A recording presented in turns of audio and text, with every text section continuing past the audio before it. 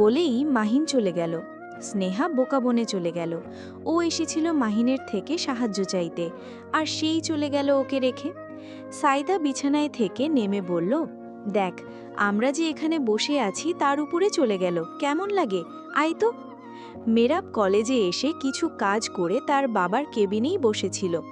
মারিফুর খান গিয়েছেন 3rd ফ্লোরে। মেরাব বসে বসে বোর হচ্ছিল বলে স্নেহাকে ফোন দিল। স্নেহা ফোনটা রুমে রেখে ড্রয়িং রুমে ছিল বলে ধরতে পারেনি। মেরাব 2 থেকে 3 বার কল দেওয়ার পরে কোনো উত্তর না পেয়ে আর কল দিল না। মনে মনে ভাবল স্নেহা হয়তো মাহিনদের সাথেই চ্যালেঞ্জটা নিয়ে কথা বলছে। মেরাব এই 24 ঘন্টায় মা ডাকবে না, 24 ঘন্টা পেরিয়ে গেলে ডাকবে। এতে চ্যালেঞ্জটাও জিতে যাবে। ভাবতে ভাবতে মেরাব বাঁকা হেসে বিড়বিড় করে বলে উঠল, তোমরা যত যাই করো, আমি এই 24 ঘন্টায় মুখ দিয়ে মা শব্দটা বের করব না।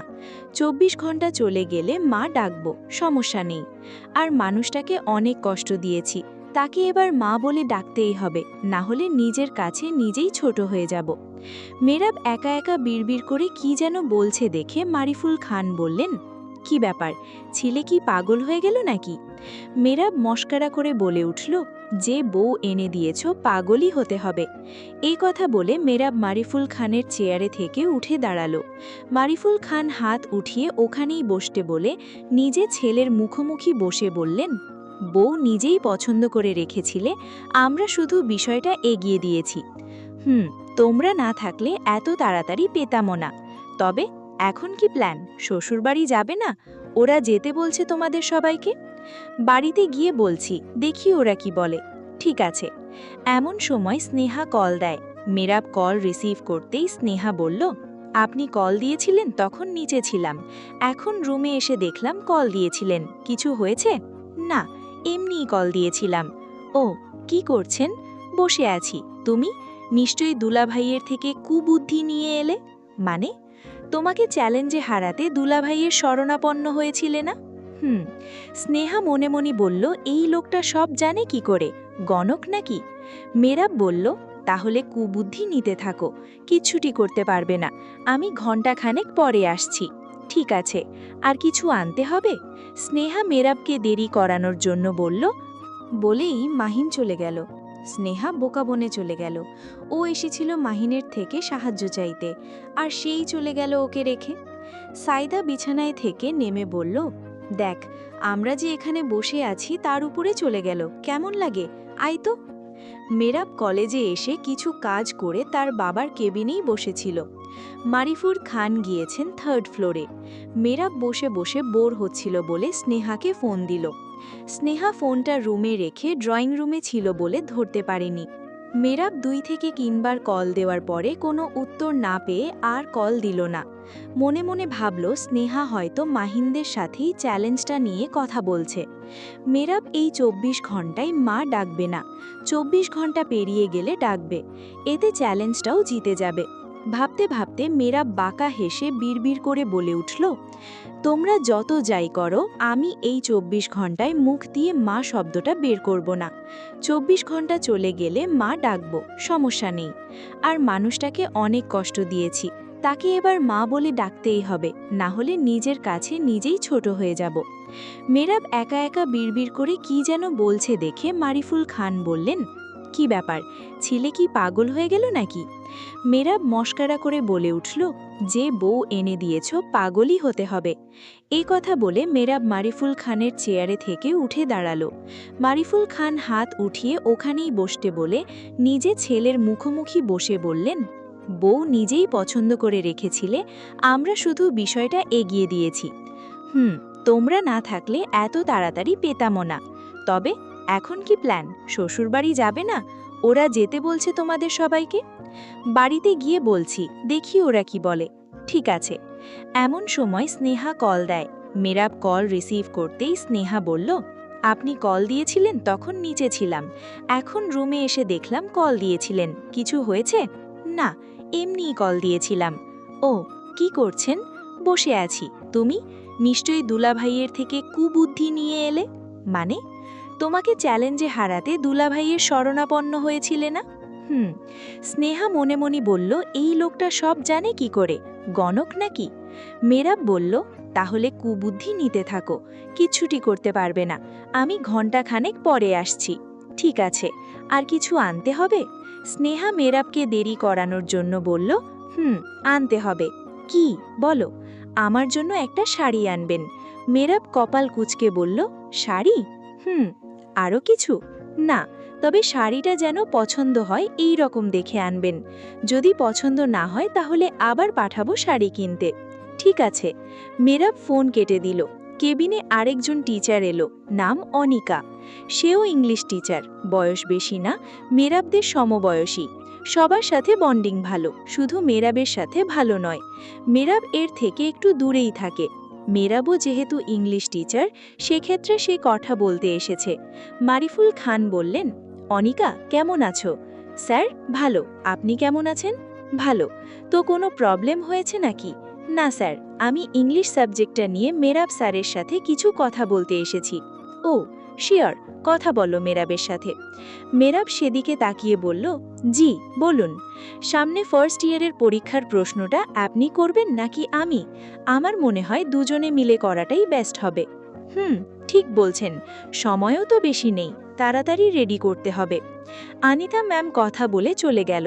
মেরাব তপ্ত শ্বাস ছেড়ে চেয়ারে গা এলিয়ে মারিফুল খানকে বলল, বাবা একটা কথা বলবো? বলো। বাবা, আমাকে অন্য সাবজেক্টের টিচার করা যায় না?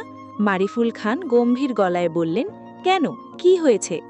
ওই ম্যাডামের সাথে একসাথে কাজ করতে পারবো না, না পারলেও করতে হবে। বাবা, বিয়ে করেছি, এখন অন্য কোনো মেয়েকেও দেখা পাপ। মারিফুল খান হতভম্ব এই ছেলের কথা শুনে। এখন কি করে অন্য সাবজেক্টে ট্রান্সফার করে দেবেন? তিনি এই মুহূর্তে কড়া গলায় বললেন, ওর সাথেই কাজ করতে হবে। স্নেহা মেরাবকে দেরি করানোর জন্য শাড়ি আনতে বলল, কারণ এদিকে কোনো প্ল্যানই করা হয়নি। মাহিন আর সাইদা ভেবেই চলেছে, এখনও বের করতে পারেনি কি করবে। ফাহিমিদা খান এই তিনটাকে কিছু নিয়ে গভীর চিন্তায় থাকতে দেখে নিজেও চিন্তায় পড়ে গেলেন। তিনটার হলোটা কি? এর একটু আগে আবার আসিফ মৌকে নিয়ে চলে গেল, সেটা নিয়ে নাকি? হতেও পারে। ফাহিমিদা খান রহিমা বেগমকে কাজ দেখিয়ে এসে ওদের সাথে যোগ দিলেন। স্নেহার পাশে বসে বললেন, কি এত গুরুত্বপূর্ণ মিটিং করছিস তোরা? স্নেহা ফাহিমিদা খানের দিকে ঘুরে তার হাত ধরে বলল, আচ্ছা মামুনি, তোমার ছেলের মুখ থেকে তোমার মা ডাক শুনতে ইচ্ছা করে না? ফাহিমিদা খান গভীর শ্বাস ছেড়ে বললেন, করে, করবে না কেন? আর ওর যখন ইচ্ছা ও ডাকবে, আমার এতে সমস্যা নেই। মাহিন বলল, যদি আমরা ওকে বাধ্য করি?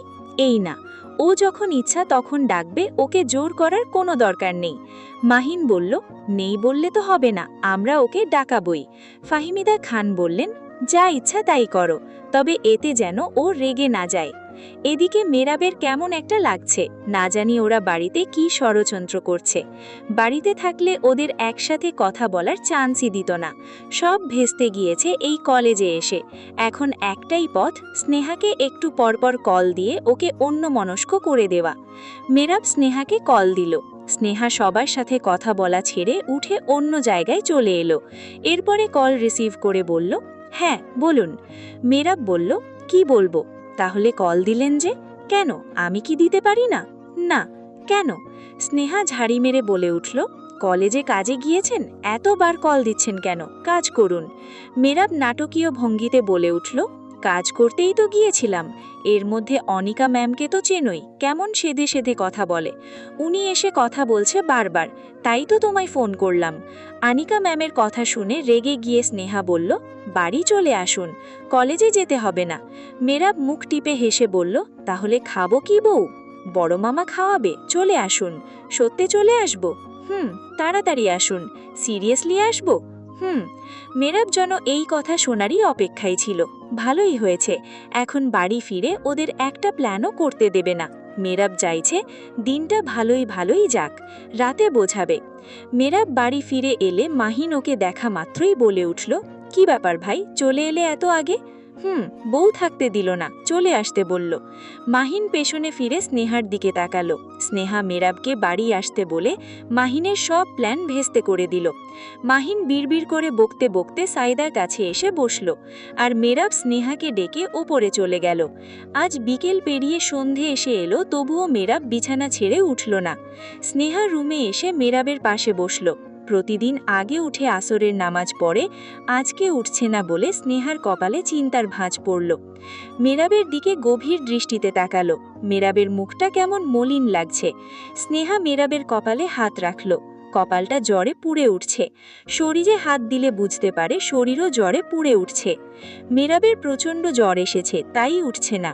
চাদর মুড়ি দিয়ে শুয়ে আছে। মেরাব হালকা কাঁপছেও। স্নেহা একটা রুমাল বের করে ভিজিয়ে এনে মেরাবের কপালে পট্টি দিয়ে দেয়। এরপরে মেরাবকে আস্তে আস্তে ডাক দিতে শুরু করে। মেরাব চোখ মেলে তাকালো। চোখ দুটো লাল টকটকে হয়ে আছে। স্নেহা বলল, আপনার শরীরে তো অনেক জ্বর, একবারও আমায় ডাকবেন না? জ্বরে শরীর পুড়ে যাচ্ছে। মেরাব কিছু বলল না, চোখ আবারও বন্ধ করে নিল। স্নেহাকে নিচে থেকে ফাহিমিদা খান ডেকে ওঠেন। স্নেহা চলে যায়। নিচে এসে ফাহিমিদা খানকে মেরাবের জ্বরের কথা বললে তিনি তক্ষুনি উপরে চলে আসেন। স্নেহা কিচেনে গিয়ে একটা পাত্র নিয়ে আসে। এটায় পানি রেখে রুমাল ভিজিয়ে পট্টি দিবে। সাইদাও আসে। মাহিন বাড়িতে নেই, মারিফুল খানের সাথে কোথায় যেন গিয়েছে। স্নেহা রুমে এসে পড়ে। ফাহিমিদা খান রুমালটা আবার ওয়াশরুম থেকে ভিজিয়ে নিয়ে এলেন। সেটা স্নেহার হাতে দিয়ে বললেন, তুই ওকে দেখ, আমি আসছি। স্নেহা ভেজা রুমালটা মেরাবের কপালে দিল, আর ওয়াশরুম থেকে পাত্র করে পানি নিয়ে এলো। ইফতারের আর মাত্র 20 মিনিটের মতো আছে। এদিকে ফাহিমিদা খান নিচে মারিফুল খানকে কল করলেন। মারিফুল খান বাড়ির প্রায় সামনে এসে পড়েছেন, তাই এখন আর ফাহিমিদা খানের কল ধরলেন না। তিনি বাড়িতে ঢুকলেন। ফাহিমিদা খান বললেন, এসে গিয়েছ? আমি তোমাকেই কল করছিলাম, বলো কি হয়েছে? মেরাবের জ্বর এসেছে। মারিফুল খান কপাল কুঁচকালেন, বললেন, হঠাৎ করে জ্বর কেন এলো? ফাহিমিদা খান খানিকটা রেগে গিয়ে বললেন, কেমন প্রশ্ন করছো তুমি? হ্যাঁ, জ্বর কেন এলো? কেমন প্রশ্ন? আল্লাহ যখন যা চাইবে তাই তো হবে। মেরাবকে দেখে আসছি। ফাহিমিদা খান বললেন, এখন আর কি দেখতে যাবে? ইফতারের সময় হয়েছে, ইফতার করে তাড়াতাড়ি ডাক্তারকে কল দাও। ইফতারের পরে মারিফুল খান তাদের পরিচিত কাছের একজন ডাক্তারকে কল দিয়ে আসতে বললেন। ডাক্তার 20-25 মিনিট পরে এলো। মেরাবকে দেখে ওষুধ লিখে দিয়ে চলে গেলেন। মাহিন ওষুধ কিনতে বাহিরে গেল, সাথে সাদাফকেও নিয়ে গিয়েছে। স্নেহা, ফাহমিদা খান দুজনে মেরাবের পাশে বসে আছে। মেরাব কোনো রকম খেজুর আর শরবত খেয়ে ইফতার করে শুয়ে আছে। দুজনকে পাশে বসে থাকতে দেখে উঠে বসল। এরপরে বিছানায় থেকে নেমে ওয়াশরুমে চলে গেল। শরীরটা চিনচিনে ব্যথা করছে, সাথে শীতও লাগছে। মেরাব ওয়াশরুম থেকে বেরিয়ে বিছানায় এসে শুয়ে পড়ল। সারাদিন রোজা ছিল, তার উপরে আবার জ্বর, শরীর ব্যথা, সব মিলিয়ে মেরাবের মেজাজ খারাপ হয়ে যাচ্ছে।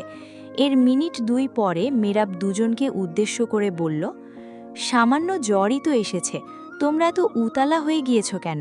আবার ডাক্তারও ডেকেছ? এমনি সেরে যেত। ফাহমিদা খান উঠে দাঁড়িয়ে বললেন, চুপচাপ শুয়ে থাকবে, কোনো কথা বলা যাবে না, বলে তিনি চলে গেলেন। স্নেহার রুমালটা ভিজিয়ে মেরাবের কপালে দিল। মেরাব রুমালটা সরিয়ে ফেলে দিয়ে বলল, কি ছাতার মাথা দিয়েছ চোখের উপরে? কি ছাতার মাথা মানে? ছাতার মাথাই তো। উফ, আর দিও না তো, বিরক্ত লাগছে চোখের মধ্যে। স্নেহা জবাবে বলল, তাহলে জ্বর কমবে কি করে? জ্বরের ঘরে মেরাবের মেজাজ বিগড়ে যায়। এর মধ্যে আবার কপালের উপরে লাইট জ্বলে আছে। মেরাব মুখের উপরে চাদর দিয়ে বলল, এই 7 বছরে যেমন করে কমেছে ঠিক তেমন করেই কমবে, এত উড়াতাড়া করার প্রয়োজন নেই, লাইট নেভাও, বিরক্তি লাগছে। এর মাঝে ফাহমিদা খান খাবার নিয়ে এলেন মেরাবের জন্য। মেরাবকে ডেকে বললেন, মেরাব, উঠো তো বাবা। মেরাব চাদর সরালো না, ওইভাবেই শুয়ে রইল। ফাহমিদা খান স্নেহার হাতে এর মাঝে ফাহমিদা খান খাবার নিয়ে এলেন মেরাবের জন্য। মেরাবকে ডেকে বললেন, মেরাব, উঠো তো বাবা। মেরাব চাদর সরালো না, ওইভাবেই শুয়ে রইল। ফাহমিদা খান স্নেহার হাতে খাবারের প্লেটটা দিয়ে মেরাবের মুখের ওপরে থেকে চাদরটা সরিয়ে দিয়ে বললেন, উঠো, কিছু খেয়ে নাও। খাবো না, ভালো লাগছে না। ভালো না লাগলেও খেতে হবে, উঠো। মেরাব উঠে বসল। স্নেহার হাত থেকে প্লেট নিতে চাইল। স্নেহা প্লেটটা খানিকটা নিজের দিকে এনে বলল, আমি খাইয়ে দিই? মেরাব উত্তরে বলল, ঠিক আছে। ফাহমিদা খান আর দুজনের মাঝে রইলেন না, রুম থেকে বেরিয়ে গেলেন। স্নেহা পরম যত্নে মেরাবকে খাইয়ে দিল। এই প্রথম খাইয়ে দিচ্ছে, কখনো লজ্জায় বলতে পারেনি, আজ আর এই সুযোগ হারাতে চায়নি। মেরাব অর্ধেকের কম খাবার খাওয়ার পরে পানি খেয়ে টিস্যু দিয়ে মুখ মুছতে মুছতে বলল, আর খাবো না, বলেই শুয়ে পড়ল। স্নেহা বলল, খাবারটা শেষ করুন। আর খাবো না, তুমি হাত ধুয়ে খেয়ে এসো। মাহিন এলো ওষুধ নিয়ে। স্নেহা হাত ধুয়ে এসে মেরাবকে ওষুধ দিল। মেরাব ওষুধ খেয়ে আবারও শুয়ে পড়ল। সাইদা মেরাবের পাশে রইল আর স্নেহাকে রাতের খাবার খাওয়ার জন্য নিচে পাঠালো। মেরাব সাইদাকে বলল লাইট নিভিয়ে দিতে। সাইদা রুমের মেইন লাইট নিভিয়ে ডিম লাইট জ্বালিয়ে পাশে বসে রইল। মেরাব স্বাভাবিকভাবেই সাইদাকে বলল, সারাদিন রোজা ছিলি, যা গিয়ে রেস্ট নে। সমস্যা নেই, এখানে ঠিক আছি। ওষুধ খাবার পরে মেরাবের জ্বরের প্রকোপ বেড়েই চলছে, যে কোনো সময় জ্বর নেমে যাবে, তাই সাইদা পাশে রয়েছে। এর কিছুক্ষণ পরে স্নেহা খাবার খেয়ে চলে আসে, এরপরে সাইদাও চলে যায়। মেরাব স্নেহাকে দরজা বন্ধ করে শুয়ে পড়তে বলল। এতে স্নেহা বলল, এখনই দরজা বন্ধ করা যাবে না, বড় মামা মামনি কি মনে করবে? মেরাব কিছু বলল না। স্নেহা মেরাবের মাথার কাছে বসে চুলে হাত বুলিয়ে দিতে লাগল। ভেজা রুমালও তো দিতে দেবে না। মেরাবের মাথায় হাত বুলিয়ে দিতে দিতে মেরাব একসময় ঘুমিয়ে পড়ল। ফাহমিদা খান রুমে এলেন। মেরাব ঘুমিয়ে আছে দেখে কোনো শব্দ না করে রুমের বাহিরে গিয়ে দরজাটা চাপিয়ে দিয়ে চলে গেলেন। রাত তখন 10টা। মেরাব ঘুমের মাঝে দুঃস্বপ্ন দেখে। দেখতে পায় এই বাড়ির সিঁড়ি দিয়ে তার নিজের মা নামছে। ঠিক পেছনে থেকে তাকে কেউ ধাক্কা দেয়। সে গড়িয়ে পড়তে পড়তে মেরাবের পায়ের কাছে এসে পড়ে। মেরাবের দিকে হাত বাড়িয়ে মেরাব মেরাব বলে ডাকছে। মেরাব ধরতে গিয়েও ধরতে পারছে না। মেরাব ধরপড়িয়ে উঠে বসল। আশেপাশে অন্ধকার দেখে বড় বড় শ্বাস ছাড়তে শুরু করল। স্নেহা পাশেই বসা ছিল। সাথে সাথে বিছানায় থেকে নেমে ডিম লাইটটা অফ করে মেইন লাইট জ্বালালো। মেরাবকে ধরে বসল, এরপরে পানিও এগিয়ে দিল। মেরাব পানি খেয়ে কিছুটা স্বাভাবিক হলো, তবে পুরো শরীর ঘামে ভিজে গিয়েছে, মূলত জ্বর নেমে গিয়েছে। স্নেহা গ্লাসটা রেখে মেরাবকে বলল, এখন ঠিক লাগছে কি? মেরাব ছোট্ট করে বলল, হুম। মেরাব নিজন দিকে খেয়াল করে দেখে ঘেমে একাকার, সাথে সাথে শার্টের বোতাম খুলতে শুরু করল। শার্ট খুলে বিছানায় থেকে নেমে ওয়াশরুমে চলে গেল। স্নেহা ভাবল নিশ্চয়ই গোসল করবে এখন, একদম ঘাম সহ্য করতে পারে না। মেরাব শাওয়ার নিয়ে এসে জামাকাপড় পরে শুয়ে পড়ল। স্নেহা বিছানায় থেকে নেমে ঘাম জড়ানো শার্টটা বাস্কেটে রেখে লাইট নিভিয়ে শুয়ে পড়ল।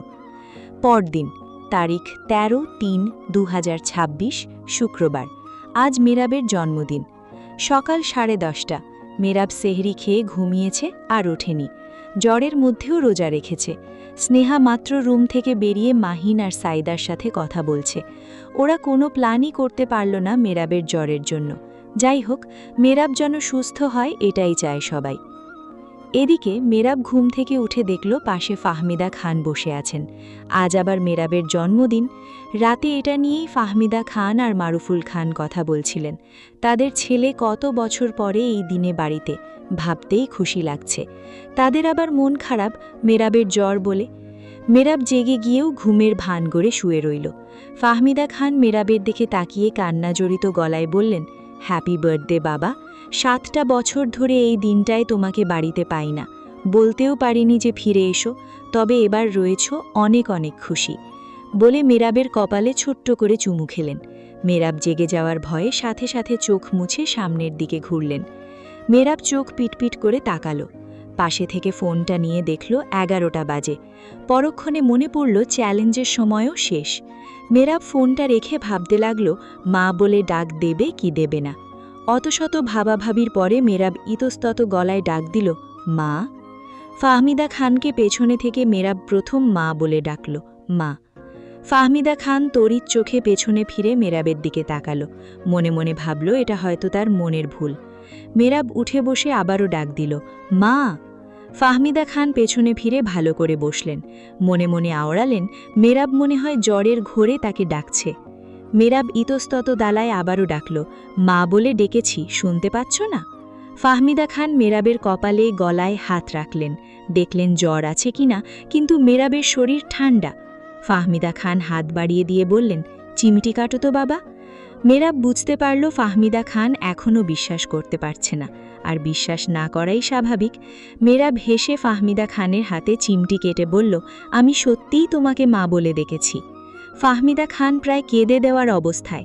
তিনি ছলছল চোখে তাকিয়ে বললেন, সত্যি ডেকেছ? বিশ্বাসই হচ্ছে না। তিনি খুশিতে আত্মহারা হয়ে উঠলেন। মেরাবকে বললেন, আজকে তোমার জন্মদিন, হ্যাপি বার্থডে। আমি না আজকে দুনিয়ার সবচেয়ে সুখী মানুষ, আমার থেকে খুশি হয়তো কেউ নেই। Thank you. যাও, ফ্রেশ হয়ে এসো। মেরাব বিছানায় থেকে নেমে যায়, ফ্রেশ হয়ে ফিরে আসে। এরপরে নিজেকে পরিপাটি করে রুম থেকে বের হলো। সবাই ড্রয়িং রুমেই ছিল। মেরাব সিঁড়ি বেয়ে নিচে নামল। মারুফুল খান বসা থেকে উঠে দাঁড়িয়ে মেরাবের দিকে 2 কদম এগিয়ে এসে বললেন, হ্যাপি বার্থডে মেরাব, জন্মদিনের অনেক অনেক শুভেচ্ছা, বলেই মেরাবকে জড়িয়ে ধরলেন। মেরাব হেসে বলল, থ্যাংক ইউ।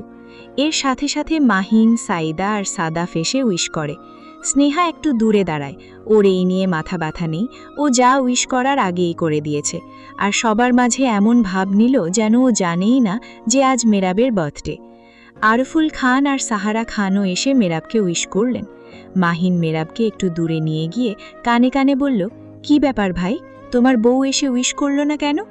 মেরাব বাঁকা হেসে বলল, ও যা উইশ করার আগেই করে দিয়েছে, এমনকি গিফটও দিয়ে দিয়েছে। মাহিন গলা খাকারি দিয়ে মারুফুল খানের সাথে কথায় মনোযোগী হল। মেরাব স্নেহার দিকে তাকিয়ে চোখ মারল। স্নেহা মুচকি হেসে কাজে মন দিল। এই দিন রাতেই মেরাবের বিদেশি এক বন্ধু আয়ান কল করে। ওরা দুজনে একসাথেই পড়াশোনা করেছে, এক জায়গায় থেকেছ। মেরাবুর কল পেয়ে রিসিভ করে বলল, কি এ ভাই, কেমন আছিস? তোকে ছাড়া ভালো আছি যে কেমন করে তা শুধু আমিই জানি। ও তাই? তাহলে এসে পড়। সামনে বিয়ে, বিয়েটা করেই আসছি। সিরিয়াসলি? হ্যাঁ। মেরাব, তোকে একটা কারণে কল করেছি। কি? ভাই, সামনের উইকে আমার আর লুনার বিয়ে। ওর বাবাকে রাজি করাতে পেরেছি। উনি বিয়েটা তাড়াতাড়ি সেরে ফেলতে চাইছে, যদি আবার পালিয়ে যাই এর কারণে। মেরাব খুশি হয়ে বলল, কংগ্রাচুলেশন ভাই। কংগ্রাচুলেশন বললে হবে না ভাই, তোকে আসতে হবে। কি? আমি এখন আসবো কি করে? টিকিট কেটে প্লেনে করে আসবি? না ভাই, আমার যাওয়া হচ্ছে না। তোকে আরেকবার বলবো, আসবি না? মেরাব হেসে বলল, ঠিক আছে, আসবো। স্নেহা পাশ থেকে সব কথা শুনতে পায়।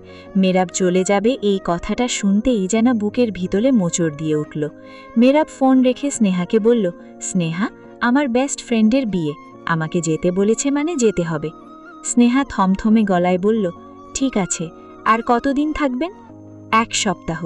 এর বেশি হবে না তো? না। যদি একটা দিন বেশি হয় তাহলে?